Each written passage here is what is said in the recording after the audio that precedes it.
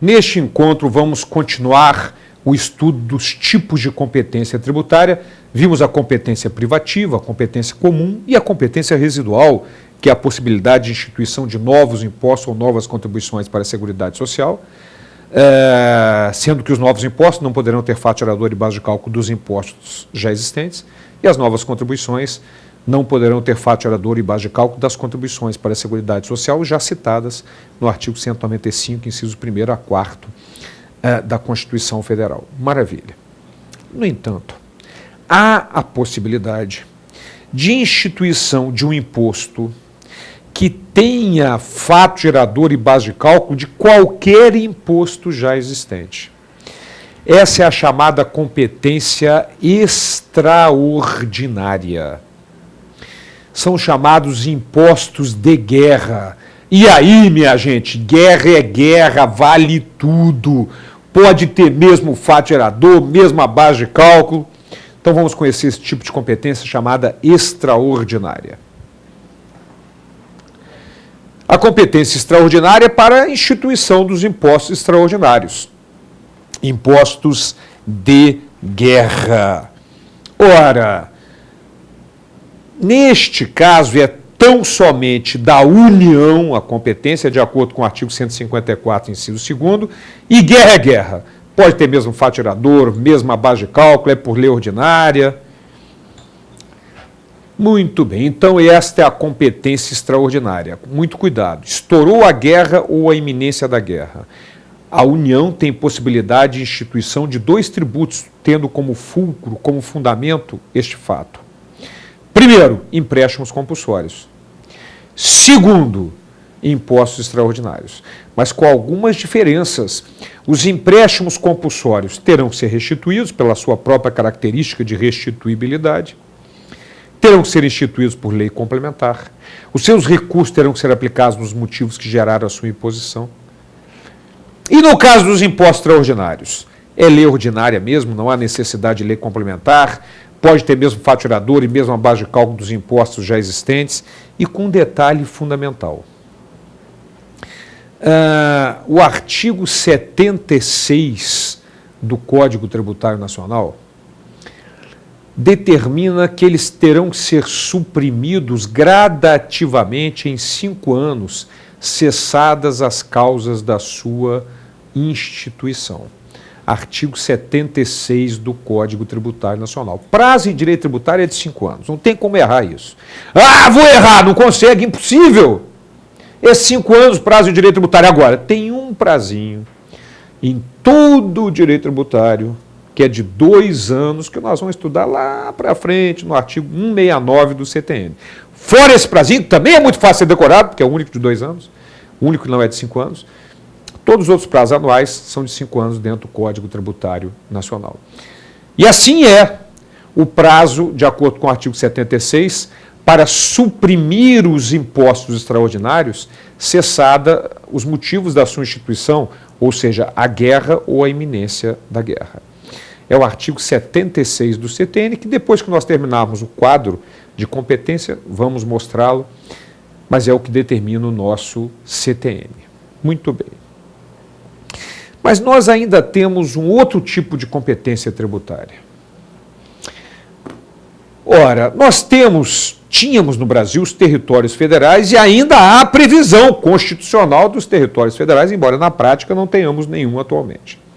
Mas, por exemplo, Fernando de Noronha era um território federal, depois incorporado a Pernambuco. Amapá era um território federal que se transformou em estado. Ora, então, na possibilidade de existência de um território federal, quem é que vai cobrar os impostos estaduais? Porque aquele território, como o próprio nome diz, é federal. Então não há Estado, não há personalidade jurídica do Estado. Quem é que vai cobrar o IPVA, ITCD e o ICMS? A própria União. Então a União acumula a competência tributária estadual dentro dos territórios federais. Se esse território for dividido em municípios, maravilha, quem cobra os impostos municipais são os próprios municípios. No entanto, Se esse território não for dividido em municípios, a União, além de acumular a competência tributária estadual, acumula também a competência municipal dentro daquele território, se não for dividido em municípios. E um outro detalhe, o Distrito Federal, a Constituição Federal, no artigo 32, veda a divisão do Distrito Federal em município. Não tem município no Distrito Federal. Ô Bob, eu vou mudar para lá um paraíso fiscal, porque eu não vou pagar IPTU, ITBI, ISS. Nunca ninguém tinha me dado uma dica dessa. É lógico que vai pagar. Para quem? Para o Distrito Federal. Porque o Distrito Federal acumula a competência tributária municipal dentro do seu território, já que é vedada a sua divisão em municípios. Então, na verdade, o DF tem competência para instituir 6 impostos. 3 da competência dele, que é idêntica do Estado, ITCD, IPVA e ICMS. E 3 da competência municipal, ITBI, IPTU e ISS, que ele acumula a competência. Esse tipo de competência está no artigo 147 da Constituição Federal e é chamada competência cumulativa, com a qual nós vamos completar o nosso quadro de competência tributária. Vamos lá. Competência cumulativa. É para a instituição dos impostos e é da União nos territórios federais com relação aos impostos estaduais, e se esses territórios não forem divididos em municípios, com relação aos impostos municipais, e, no caso do Distrito Federal, com relação aos impostos municipais, a competência cumulativa. Ora, então, só para nós seguirmos a nossa linha aqui de didática e de raciocínio, vamos colocar os 2 dispositivos sobre os quais nós comentamos nas 2 últimas observações. O artigo 76 do Código Tributário Nacional, que determina que seja suprimidos os impostos extraordinários gradativamente em 5 anos, cessadas as causas da sua instituição, e o artigo 147 da competência cumulativa. Vamos lá. O artigo 76, na iminência ou no caso de guerra externa, a União pode instituir temporariamente impostos extraordinários, compreendidos ou não entre os referidos nessa lei, suprimidos gradativamente no prazo máximo de 5 anos contados da celebração da paz. E o artigo 147, que é a competência tributária cumulativa. Competem à União em território federal os impostos estaduais e, se o território não for dividido em municípios, cumulativamente os impostos municipais. Ao Distrito Federal cabem os impostos municipais, competência tributária cumulativa.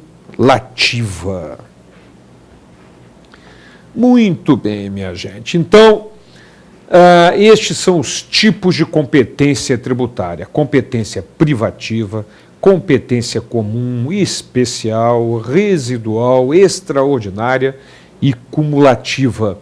É importante lembrar desses quadros, que eles facilitam muito a fixação desse nosso conhecimento. Muito bem.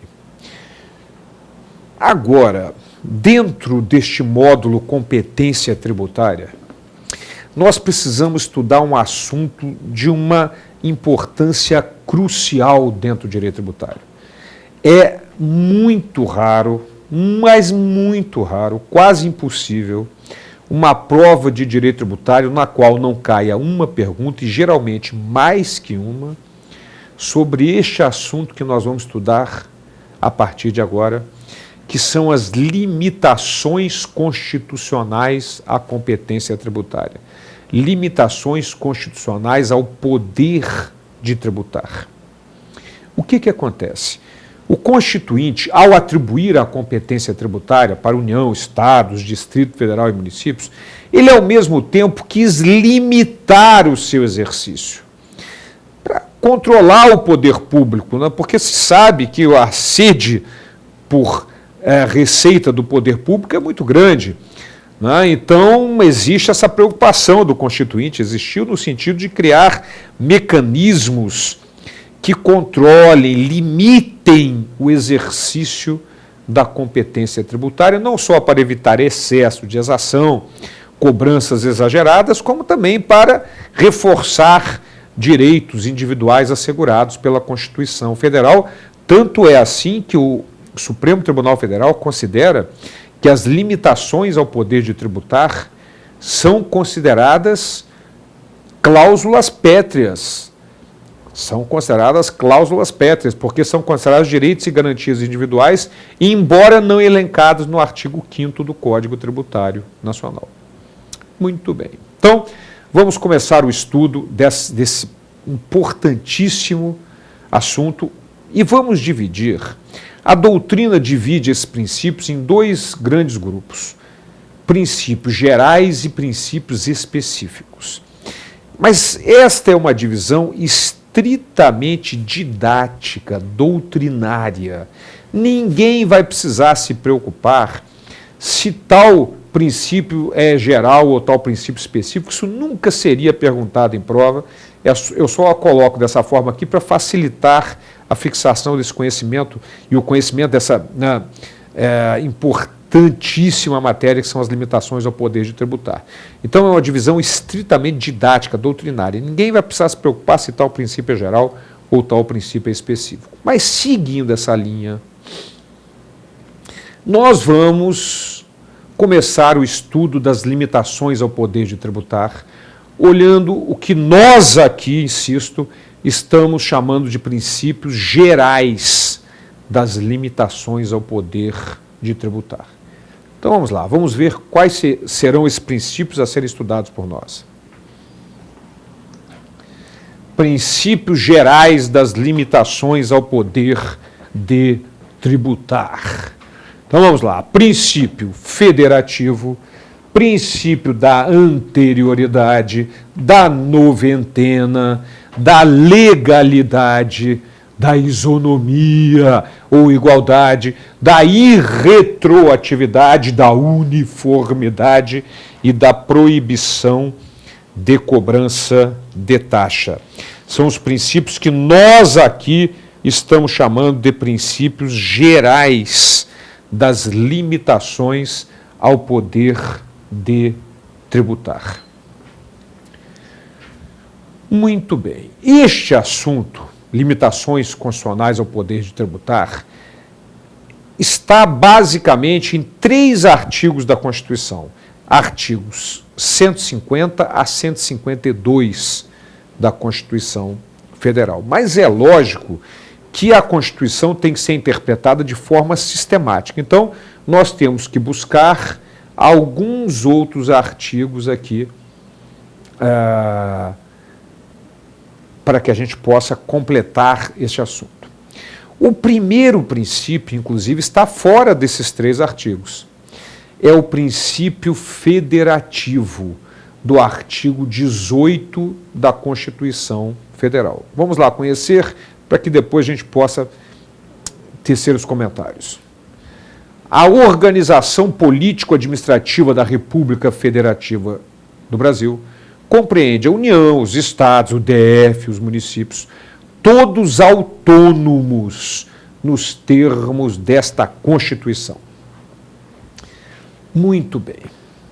Em primeiro detalhe, é importante observar que autonomia todos os entes da federação têm: União, estados, Distrito Federal e municípios.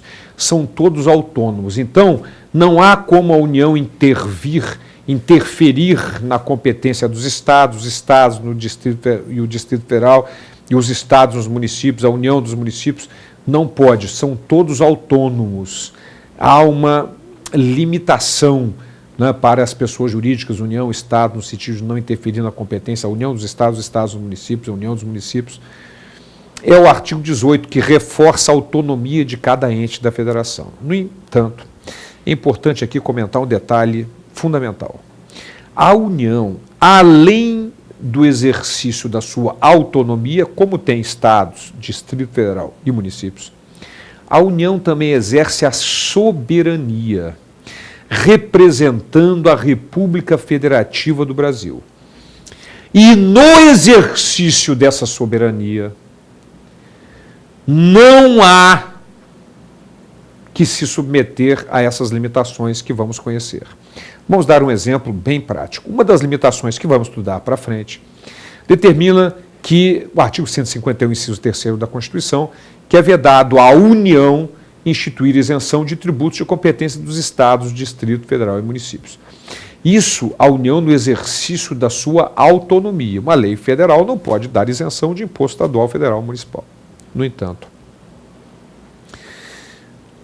um tratado internacional celebrado pelo presidente da República pode sim, de acordo com o Supremo Tribunal Federal, porque neste caso a União, através do presidente da República, não está exercendo a sua autonomia, está exercendo a sua soberania. E como tal não está sujeita a essas limitações que vamos conhecer a partir de agora. Então esse artigo 18 é muito importante para que a gente possa começar o estudo das limitações constitucionais à competência tributária, que daremos continuidade na próxima aula.